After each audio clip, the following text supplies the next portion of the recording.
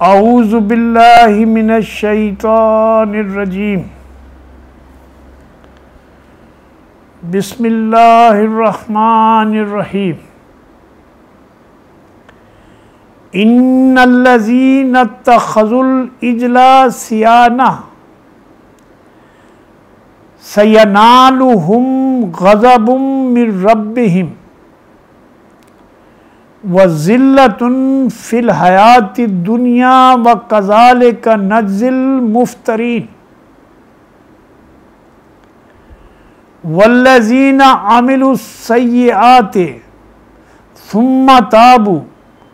मिन बादिहा व आमनू इन्ना रब्बका मिन बादिहा लग़फ़ूरुर रहीम। वलम्मा सकत अम मूसल ग़ज़बु अख़ज़ल अलवाहा व फ़ी नुस्ख़तिहा हुदम व रहमतुल लिल्लज़ीना हुम लिरब्बिहिम यरहबून।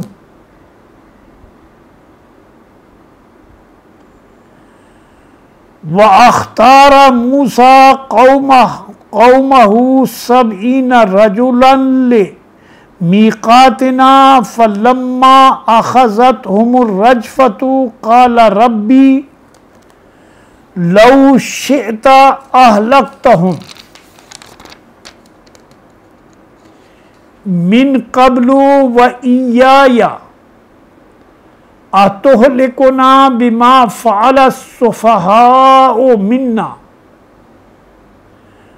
इन हिया इल्ला फ़ितनतुक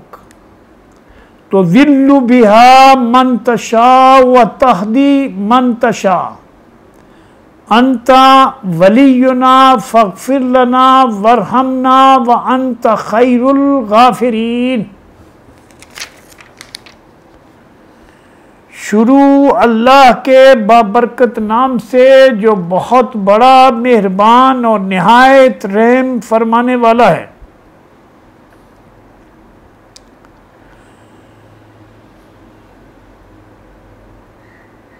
अल्लाह तबारक व तआला के सामने मूसा अलैहिस्सलाम अपने भाई और अपने लिए माफ़ी की दरख्वास्त करते हुए कहते हैं कि ऐ मेरे रब, मुझे और मेरे भाई को माफ़ कर दे, हमें अपनी रहमत में दाखिल कर, तू सबसे बड़ा रहम करने वाला है।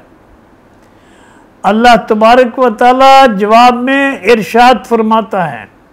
जिन लोगों ने बछड़े को माबूद बनाया वो ज़रूर अपने रब के गज़ब में गिरफ्तार होकर रहेंगे और दुनिया की ज़िंदगी में ज़लील होंगे। झूठ गढ़ने वालों को हम ऐसी ही सज़ा देते हैं और जो लोग बुरे अमाल करें फिर तौबा कर ले और ईमान ले आएं तो यकीनन इस तौबा और ईमान के बाद तेरा रब दरगुजर और रहम फरमाने वाला है। और फिर जब मूसा का गुस्सा ठंडा हुआ तो उसने वो तख्तियाँ उठा लीं जिनकी तहरीर में हिदायत और रहमत थी उन लोगों के लिए जो अपने रब से डरते हैं, और उसने अपनी कौम के 70 आदमियों को मुंतखब किया ताकि वो उसके साथ हमारे मुकर्रर किए हुए वक्त पर हाजिर हों। जब इन लोगों को एक सख्त ज़लज़ले ने आ पकड़ा तो मूसा ने अर्ज़ किया, ऐ मेरे रब, तू अगर चाहे तो चाहता तो पहले ही इन लोगों को और मुझे हलाक कर सकता था। क्या तू इस कसूर में जो हम में से चंद नादान लोगों ने किया था हम सबको हलाक कर देगा? ये तो तेरी डाली हुई एक आजमाइश थी जिसके ज़रिए तू जिसे चाहता है गुमराही में मुब्तला कर देता है और जिसे चाहता है हिदायत बख्शता है। ऐ हमारे रब, तू ही हमारा सरपरस्त है बस हमें माफ कर दे और हम पर रहम फरमा, और तू ही सबसे ज्यादा बख्शने वाला और रहम करने वाला है।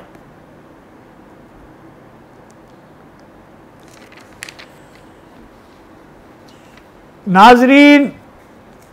इस्लाम एट क्रॉस रोड के सिलसिले में हमने आपके सामने सूरह अल आराफ के 19वें रुकू की आयत 152 से 155 तक की तलावत की है। इससे पहले का जिक्र चल रहा था कि किस तरह मूसा अलैहिस्सलाम की कौम ने मूसा अलैहिस्सलाम की अदम मौजूदगी में इतने बड़े बहरान से निकलने के बाद शुक्रगुजारी का रवैया इख्तियार करने की बजाय पहली ही मंजिल पर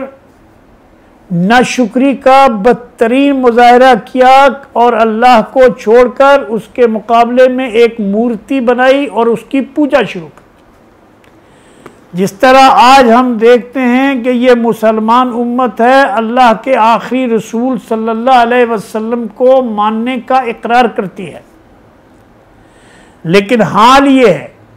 कि इनके हर शहर में, हर कस्बे में, हर इलाके में एक ना एक बाजार बना हुआ है जिसकी पूजा हो रही है। न सिर्फ ये हो रहा है बल्कि मुख्तलिफ हस्तियां हैं, अल्लाह के नेक बंदे और अल्लाह के रसूल सल्लल्लाहु अलैहि वसल्लम हज़रत अली रज़ी अल्लाह अन्हो और अल्लाह के आखिरी रसूल को भी परस्तश और पूजा का जरिया बनाया जा रहा है। उनकी आवाज़ें लगाई जा रही हैं, उनको मदद के लिए पुकारा जा रहा है, उनको दुआओं में वास्ता और वसीला बनाया जा रहा है। इस जुर्म को अल्लाह तबारक व तआला बदतरीन जुर्म और तमाम जराइम की मां करार देता है। और हम देखते हैं कि किस तरह अल्लाह तबारक व तआला मूसा अलैहिस्सलाम और उनके भाई की दुआ के जवाब में कहता है कि जिन लोगों ने जुल्म किया है और उसमें तौबा नहीं कर रहे हैं, अपने जुर्म के ऊपर जमे हुए हैं, तो हम उनको ज़रूर सज़ा देंगे और उनको दुनिया में भी जलील करेंगे। ये है अल्लाह का वो कानून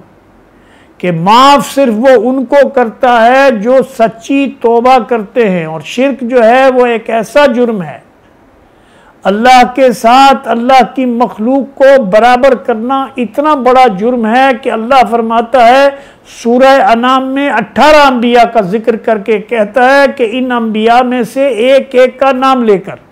और कहता है कि ये बड़े फजीलत वाले पैगंबर हैं, लेकिन अगर इनमें से कोई गलती से भी शिर्क कर बैठे तो हम उनके सारे आमाल ज़ाया कर देंगे और उनको ख़राब और खस्ता करके दुनिया में जलील व ख्वार कर देंगे। तो यही फरमाया इन आयात में भी कि जिन लोगों ने अल्लाह के साथ शिर्क किया है, अगर वो सच्चे दिल से तौबा नहीं करेंगे,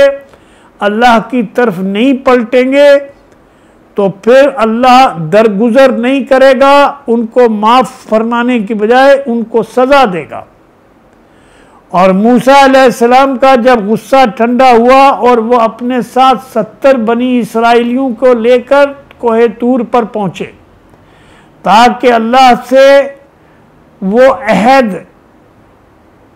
वो भी अपनी आंखों से अल्लाह की निशानियों को जो मूसा अलैहिस्सलाम को नबूवत अता हुई जिस मुकाम पर, उसको भी देख लें,